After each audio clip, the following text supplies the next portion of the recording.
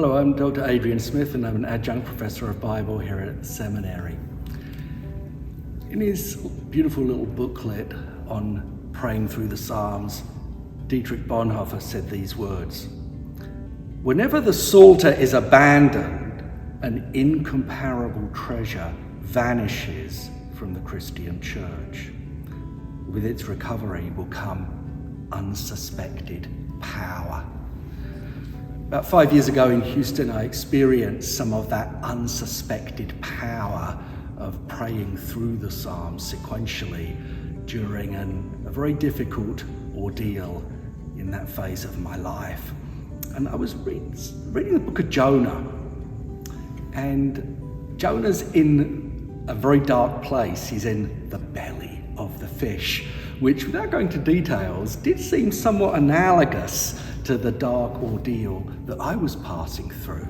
And I realized that Jonah prayed a number of psalms from within the belly of the fish. So I thought to myself, well, what have I got to lose? Let's give that a try. So I got out my Hebrew Bible and I started with Hebrew Psalm number 1.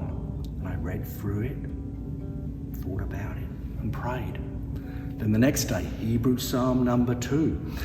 And I did that. It took me about a year to go through the Hebrew Psalter. And so great was the spiritual benefit I received that I resolved to pray through the Psalms again. The next year, I took the Greek translation of the Hebrew Psalter, which is, of course, the version that the early church employs in the New Testament. And I prayed sequentially, starting with Greek Psalm number 1 and going all the way to the end of the Greek Psalter.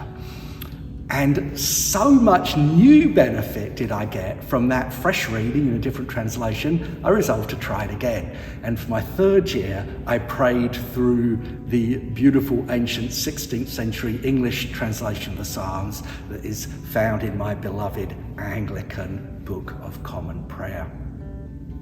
And a few months ago, I was having a conversation with my colleague here at the seminary, Professor Matt Miller, and he expressed his belief that there are two nearly infallible paths to spiritual growth for any Christian. He said the first of these paths is to pray sequentially through the entire Psalter, slowly and deliberately, consistently, over a long period of time.